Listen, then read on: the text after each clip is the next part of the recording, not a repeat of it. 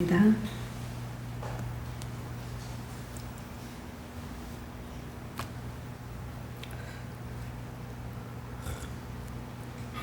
사무엘하 23장 13절에서 17절까지입니다. 또 30두목 중 세 사람이 곡식 빌 때에 아들람 굴에 내려가 다윗에게 나갔는데 때에 블레셋 사람의 한 무리가 르바임 골짜기에 진쳤더라.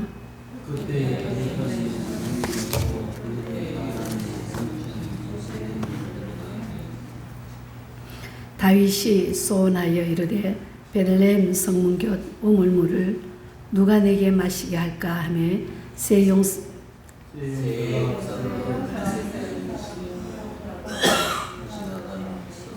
베들레헴 성문 곁 우물물을 길러 가두고 다윗께로 다윗이 마시기로 하니라.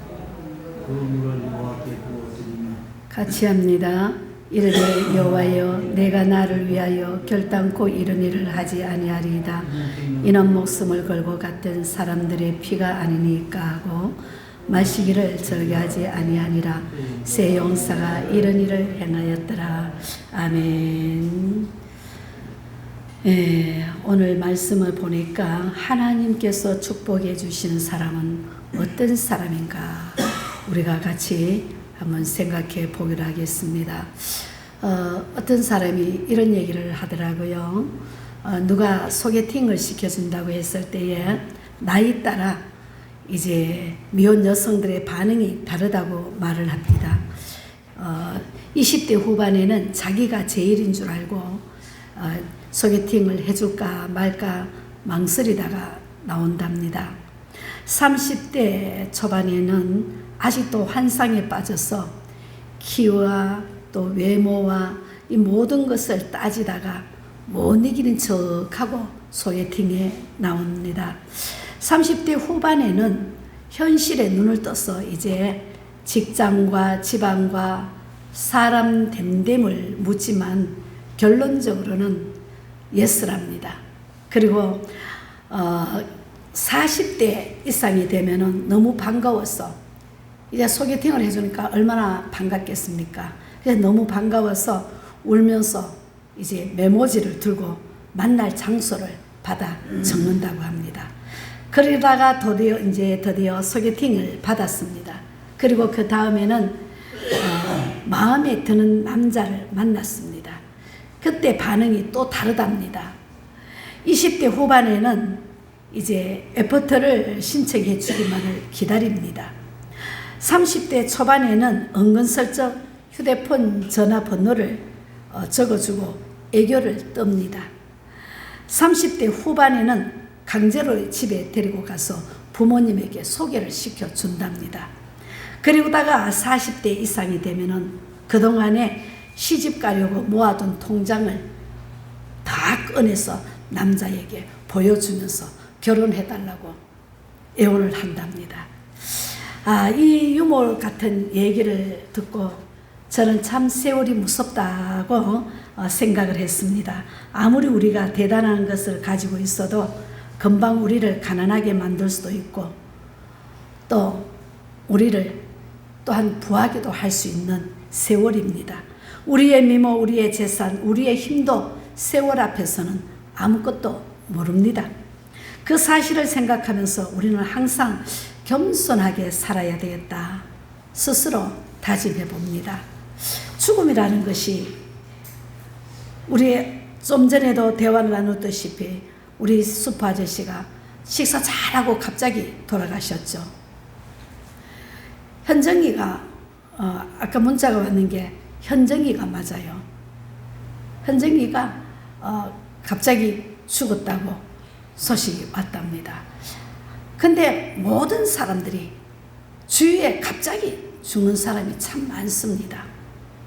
사람이 되게 힘이 있으면 또 과시하고 싶은 본능이 있습니다. 내가 이러이러한 사람인데. 그러나 그 모든 것이 순간적으로 다 없어진다는 것입니다. 우리가 본능을 억제하고 주어진 힘을 겸손하게 사용할 줄 알아야 됩니다. 왜냐하면 하나님은 교만한 마음을 가지면은 무슨 수단을 썼더라도 그 마음을 꺾으시기 때문입니다. 오늘 본문 다음 장인 사무엘하 24장에는 다윗이 인구조사를 시키는 장면이 나옵니다. 그 인구조사에 대해서 하나님께서는 진노하셨습니다. 왜냐하면 그 인구조사에는 내가 이런 나라를 이뤘다는 과시욕이 담겨져 있었기 때문입니다.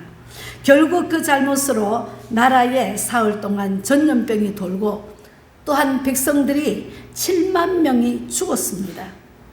그때 다윗은 철저하게 하나님 앞에 회개합니다. 주님, 백성이 무슨 죄가 있습니까? 대신 저와 저의 가문을 치소서라고 하나님 앞에 회개합니다. 그때 선지자 갓이 다윗에게 아라우나의 그 타작마당에 가서 제단을 쌓으라고 합니다. 그래서 다윗은 아라우나에 가서 회개의 제단 쌓으려고 하니까 내 타작마당을 팔라고 말을 합니다. 그러자 아라우나는 다윗에게 기쁘게 타작마당을 내어놓습니다. 그곳에서 회개의 제단을 쌓자 하나님의 진노가 그치게 되었고, 훗날 아라우나가 그 타작마당에는 예루살렘 성전이 세워지게 됩니다. 아라우나는 온 나라에 화를 끼친 다윗을 원망하지 않았습니다. 원망은 세상을 바꾸지 못한다는 사실을 알았기 때문입니다. 그래서 대신에 그는 자기가 할 수 있는 최선의 방법을 썼습니다. 그것이 무엇입니까? 오늘 자기의 타작마당을 기쁘게 내어드리는 헌신이었다는 것입니다. 우리는 아라우나처럼 남을 비판하는 시간을 최대한 줄이고 나를 드러내는 시간을 최대한 늘리면서 살아가야 될 줄 믿습니다. 하나님은 어떤 사람을 축복하실까요?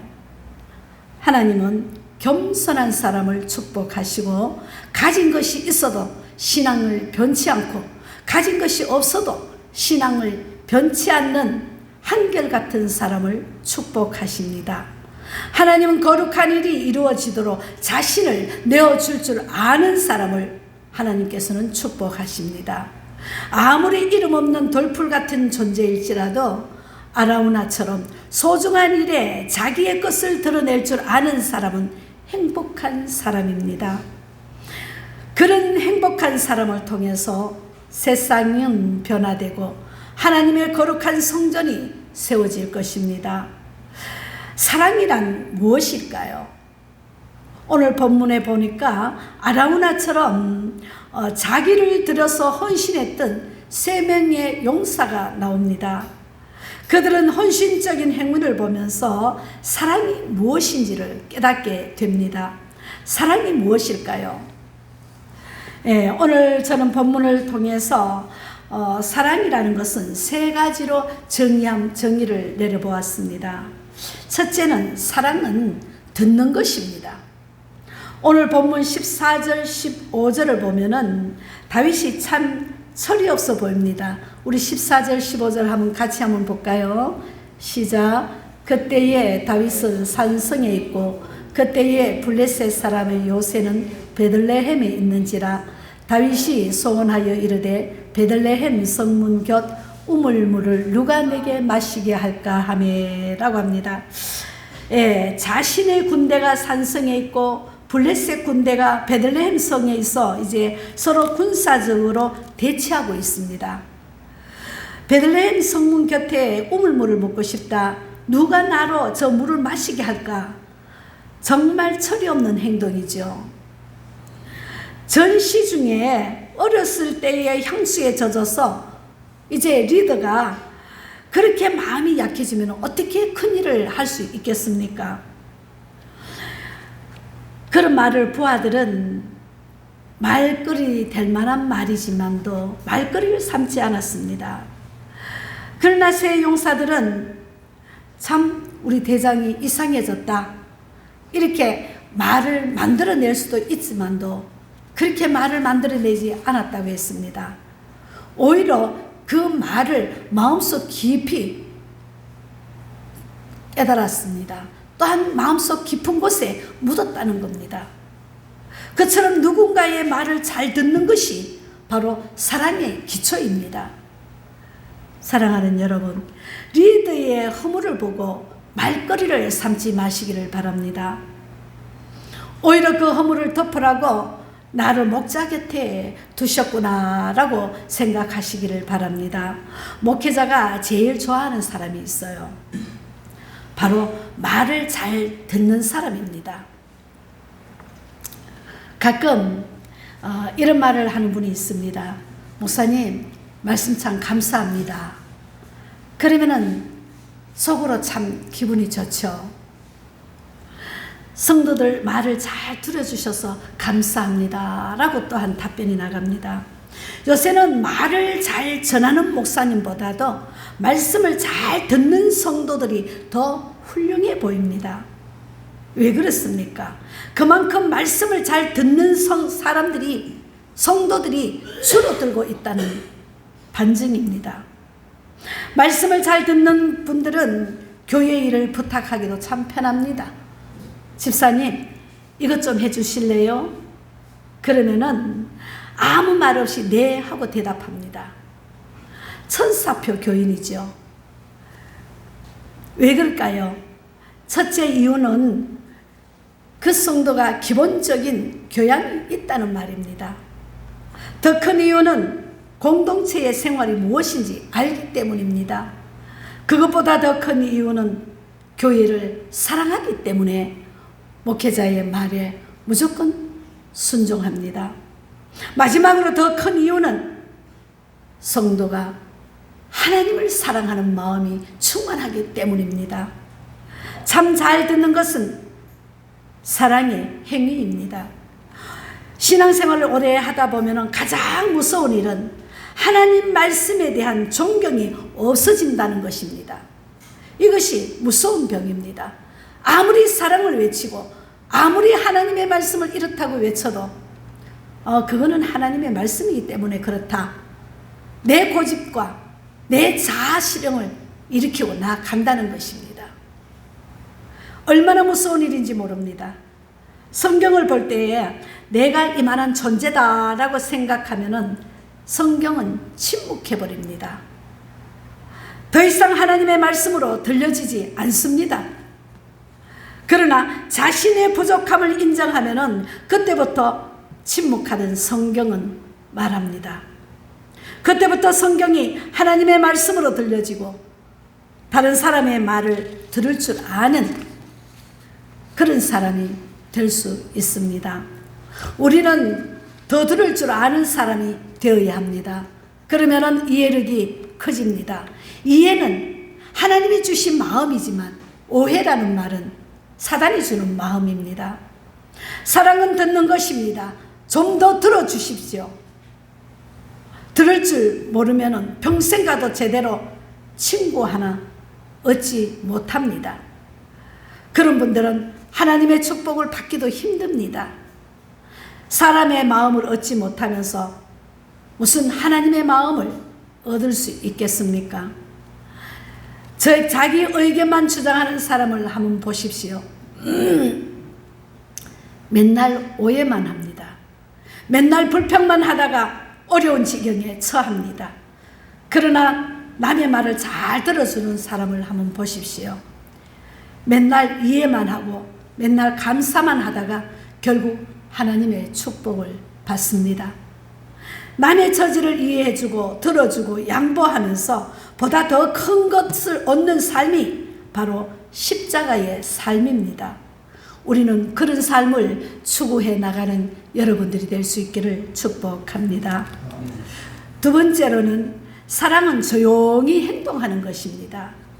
세 명의 용사는 다윗의 말을 듣고 가만히 있지 않았습니다. 희생을 작정합니다. 결국 이 세 명의 용사는 물을 구하러 사명의 길을 떠났습니다. 세 용사에게 다윗은 가서 물 좀 떠오라고 명령하지 않았습니다.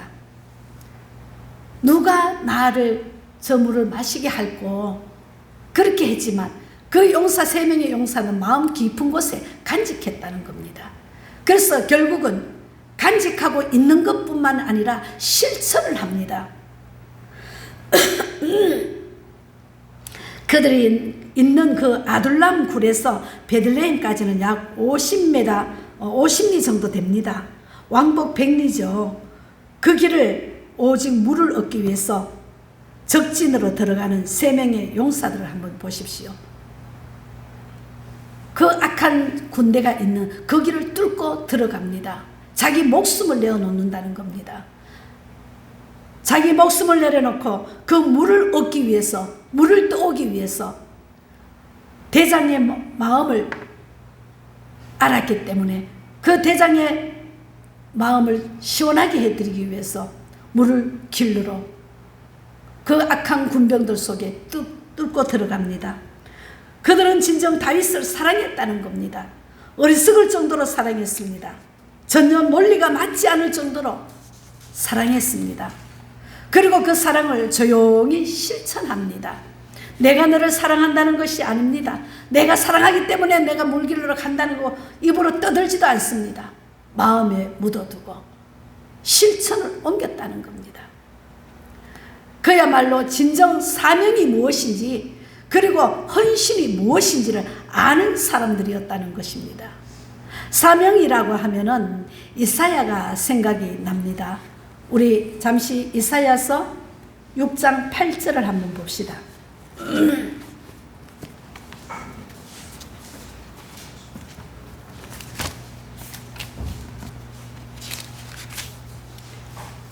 이사야 6장 8절입니다.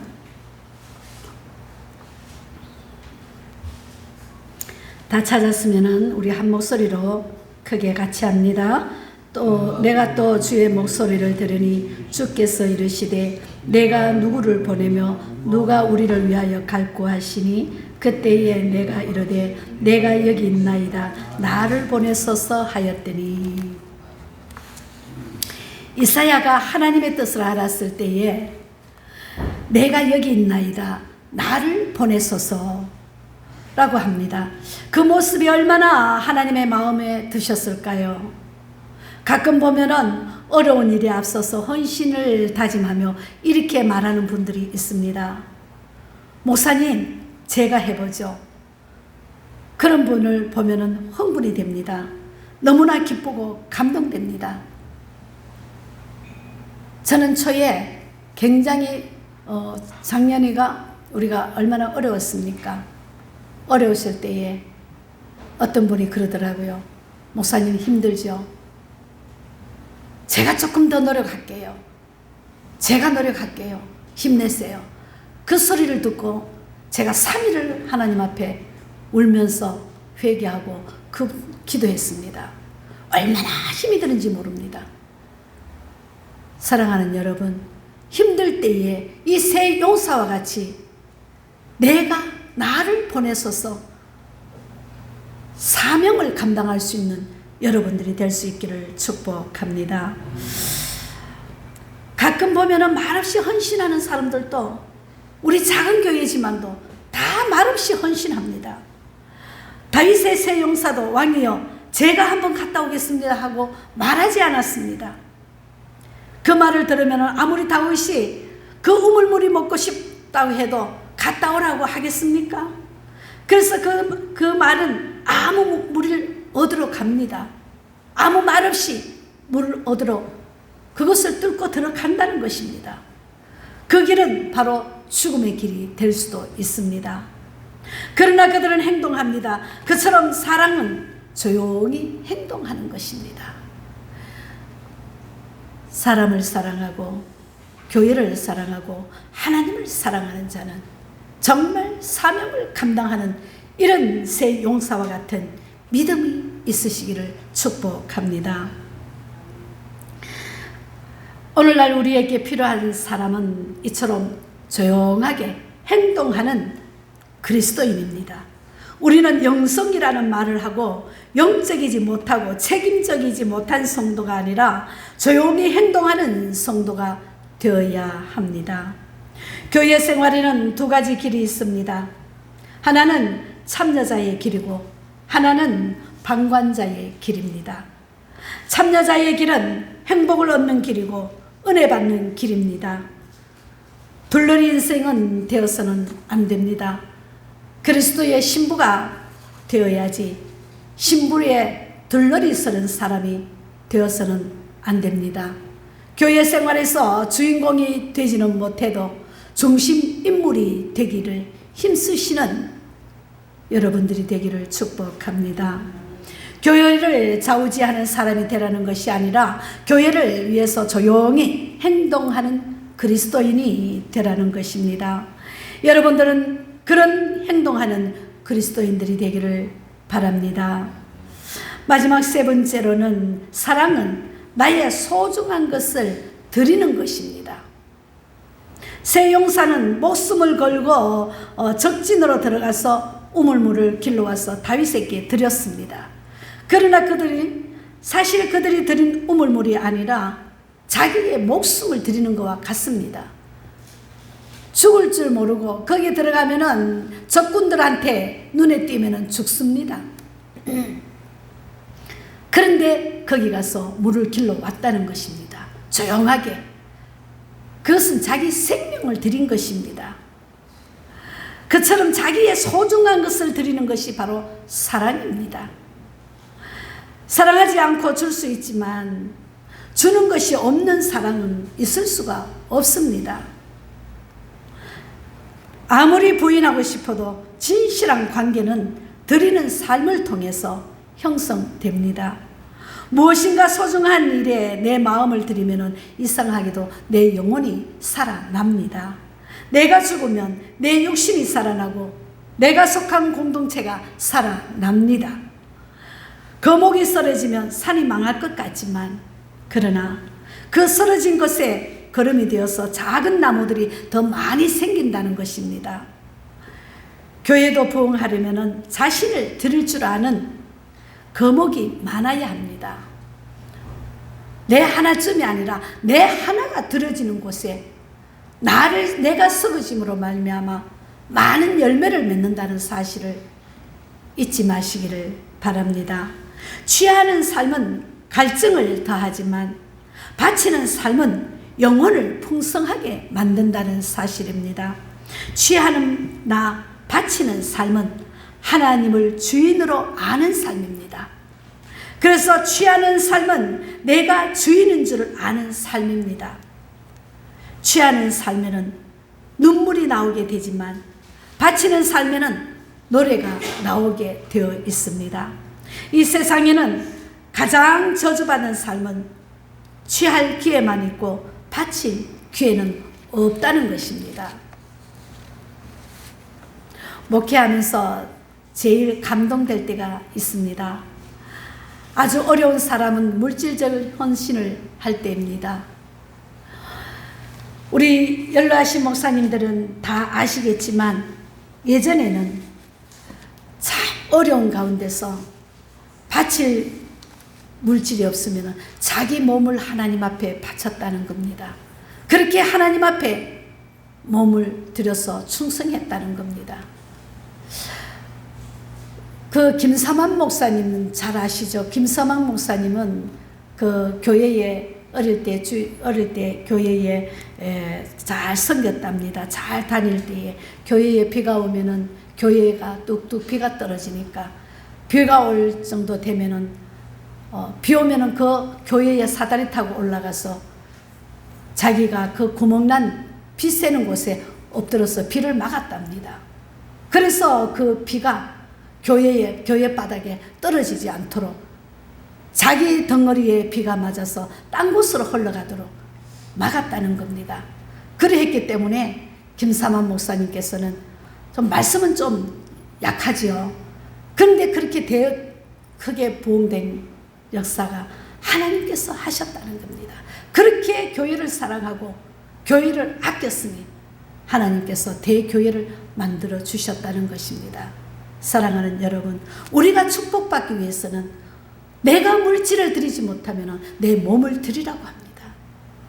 내 몸으로 헌신하고 물질로 헌신하고 내 몸으로 헌신하고 마음으로 헌신하고 모든 것을 드릴 때에 하나님 내 편이 되어 주신다는 겁니다. 오늘 새 용사가 자기의 목숨을 아낌없이 다윗 왕을 위해서 드렸을 때에 하나님께서는 그것을 보시고 용사들을 축복해 주신 말씀입니다. 온 몸과 마음이 떨리면서 우리는 기도해야 됩니다. 피눈물이 납니다. 그것이 바로 생명입니다. 그냥 쉽게 기도하는 것이 아닙니다. 피눈물 나도록 기도해야 됩니다. 요즘 우리가 새벽에 나오는 신민경 권사님께서 하루에 말씀을 몇 장씩이나 본답니다. 근데 예전에는 말씀 보면은 그게 그거이고 그게 그게고 그 말씀이 그 말씀이고 아하 목사님이 말씀하는 말씀이 여기에 있구나 그렇게 지나갔답니다. 근데 삼독 사독을 하다 보니까 그 말씀이 나도 모르게 눈물이 나고 그렇게 기쁘고 즐겁답니다. 말씀 보는 것만 해도. 그게 우리 주일날 아침에는 새벽 기도 없잖아요. 혼자 주일 아침에 와서 새벽에 기도하고 갑니다. 새벽마다 아무리 힘들고 어려워도 새벽에 나옵니다. 나와서 기도하시고 한 번은 제가 늦게까지 맨날 요즘 기도하니까 셈이 나서 내가 목사님보다 더 기도해야지. 아예 가지를 안 해요. 나 빨리 갔다가 또 어디 가야 되는데 가지를 안 해요. 그래서 결국 내가 7시 돼갖고 내가 졌어. 7시 내가 갔어요. 꼭 내 가긴 나면은 가요. 절대 내 앞에 가시는 법이 없어요. 그러다 보니까 우리가 5시 반에 예배 시작하면은 딱 말씀 20분, 15분 내지 20분 해요. 그래 말씀하고 기도합니다. 그러면 1시간, 2시간을 기도합니다. 그렇게 기도 시간이 즐겁고 기쁘답니다. 그럼 혼자 기도하다가 일어서서 찬송도 하다가 혼자 또 춤도 추다가 그렇게 하고 갑니다. 그래 낮에도 기도하러 갖고는 간혹 가다가 와서 기도하고 밤에도 기도하고 그렇게 즐겁답니다. 이제 말씀이 들린다는 겁니다. 말씀이 내가 내 마음으로 먹는다는 겁니다. 여러분 눈으로 보고 지식으로 말씀을 듣고 홀려서 안 됩니다. 내 눈으로 보는 것도 지식으로 봐서는 안 된다는 겁니다. 계속 같은 말씀이라도 오늘 목사님 말씀 전하는 게 바로 이 말씀이구나 이렇게 들려도 계속 보면은 그 말씀이 내가 먹게 되더라는 겁니다. 그래서 내 마음에 쌓이게 되더라는 겁니다. 쌓이게 되니까 내 영혼이 살이 찌고 기쁘고 즐거운 말씀이 된다는 겁니다. 그래서 내 영혼이 춤을 춘다는 겁니다. 우리가 이 땅 위에 살 때에 여러분들 주의 사랑으로 하나님의 사랑으로 모든 것을 이루어 나갈 수 있기를 축복합니다. 우리는 좀 세상에서 덜 누리고 좀 덜 쓰고 우리가 좀 덜 자고 좀 더 하나님 앞에 하나님과의 대화도 늘르고 하나님과의 시간을 늘려나갈 수 있는 그런 우리의 영성이 회복될 수 있기를 축복합니다. 시성 타고르라는 사람이 이렇게 말합니다. 바람이 불어 배 안에 등불이 꺼지니 뱃전에 달빛이 차더라고 노래합니다. 우리가 세상 욕심을 버릴 때에 행복이 내게 다가온다는 것입니다. 세상 욕심을 부리면은 행복이 멀어집니다. 아무리 내가 복을 받고 싶어도 축복도 달아납니다. 오늘날 우리 교인 중에도 예배와 기도에는 강한데 나누는 일에는 국물도 없는 사람들이 오늘날 얼마나 많은지 모릅니다. 나누는데 인색하다는 겁니다. 베푸는데 인색하다는 겁니다. 선교하는데 인색하다는 겁니다. 말이 너무 유창해도 안 됩니다. 정말 내가 영성이 있는 자라면 하나님 앞에 성도들 간에도 하나가 되고 나누고 베푸는 자가 되어야 됩니다. 사랑으로서 감사하는 자가 되어야 됩니다. 나타나는 데는 해도 오늘날 나타나지 않는 데는 안 합니다. 우리의 지식이 풍성함으로 말이 얼마나 풍성한지 모릅니다. 결코 하나님 기뻐 안 하십니다. 믿는 사람은 절대로 인색하고 까다로운 사람이 되어서는 안 됩니다. 어떤 분은 목사님은 세상을 너무나 모른다고 내한테 얘기를 합니다. 그래서 저는 속으로 그래요. 세상은 몰라도 그러나 주님의 뜻은 알고 있습니다 라고 얘기합니다. 그 주님의 뜻을 우리는 하나하나 실천하며 살아갈 수 있기를 축복합니다.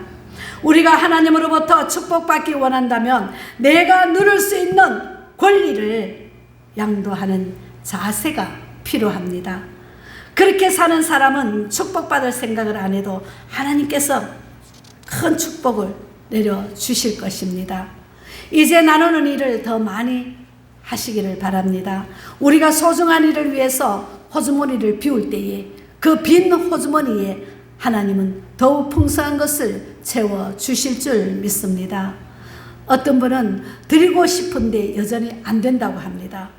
그러나 저는 믿습니다. 드리고 싶은 마음을 가지고 있으면 방법과 길은 반드시 하나님께서 허락해 주실 것입니다. 이 세 명의 용사가 가져단 우물물을 받고 다윗은 어떻게 합니까? 이 엄청난 헌신을 보고 다윗은 이기적인 감성에서 깨어났습니다. 그리고 자신의 어리석음을, 자기의 어리석은 욕망을 회개합니다. 그리고 그토록 원했던 것, 그토록 소중한 물을 전혀 마시지 않고 다윗은 하나님께 부어드렸습니다. 그리고 말합니다. 우리 17절 한번 봅시다. 17절 다 같이 한번 봅니다. 이르되 여호와여 내가 나를 위하여 결단코 이런 일을 하지 아니하리이다. 이는 목숨을 걸고 갔던 사람들의 피가 아니니까 하고 마시기를 즐겨하지 아니하니라. 세 용사가 이런 일을 행하였더라고 합니다. 하나님, 이 물은 생명을 돌아보지 않고 갔던 사람들의 피입니다. 이 용사들의 피입니다. 제가 도저히 마실 수가 없습니다라고 다윗은 고백합니다. 이 점이 다윗의 위대한 점입니다. 그는 회개할 줄 아는 사람이었습니다. 그 모습을 부하들이 보면서 얼마나 감동을 받았겠습니까? 그 순간 그들의 시기는 더욱 충전되었을 것입니다. 그래서 이제는 정말 우리가 더욱더 이제 다윗을 위해서 충성하고 다윗의 말에 순종해야 되겠다고, 다윗을 깨닫게 하셨으니, 하나님께서 다윗을 깨닫게 하시고 회개하게 하셨으니 우리가 더욱더 다윗을 위해 충성해야 되겠다고, 더욱더 자기들의 사기가 더 북돋았을 것입니다. 사랑하는 여러분, 우리도 이렇게 하나님의 영광을 위해서 충성할 수 있는, 내 목숨도 아끼지 않고 정말 힘들고 어려워도 고통스러워도 내 몸을 하나님께 드릴 수 있는 그런 신앙생활이 되었으면 감사합니다. 이 일로 인해서 그들은 더욱 한마음 한뜻으로 뭉치게 되었고 결국은 그 세 용사들을 인해서 나라가 얻게 되었습니다. 물을 여호와께 부어드렸을 때에 다윗의 갈증은 어떻게 되었을까요? 깨끗이 해소되었을 것입니다. 헌신의 영혼의 갈증이 해소되었을 것입니다. 다윗도 위대한 사람이지만 훌륭한 세 용사도 굉장히 훌륭합니다. 오늘 본문 마지막 부분은 이렇게 말합니다. 마지막에 보니까 세 용사가 이런 일을 행하였더라고 합니다. 이 세 용사는 헌신이 무엇인지 알고 있었고 누군가의 필요에 반응할 수 있는 위대한 이해력을 가지고 있던 용사였습니다. 여러분들, 그런 위대한 이해력이 우리에게도 넘칠 수 있기를 축복합니다. 이제 우리도 일어서야 할 때입니다. 잠잘 때가 아닙니다. 깨어서 일어설 때입니다. 서로 더욱 격려해야 할 때입니다. 서로 사랑해야 할 때입니다. 서로 위로해주고 격려해주며 서로를 높여줄 때입니다. 모두 일체감을 가지고 함께 소리 없는 하나님 앞에 헌신자가 될 수 있기를 주님의 이름으로 축복합니다. 기도합시다. 사랑의 하나님,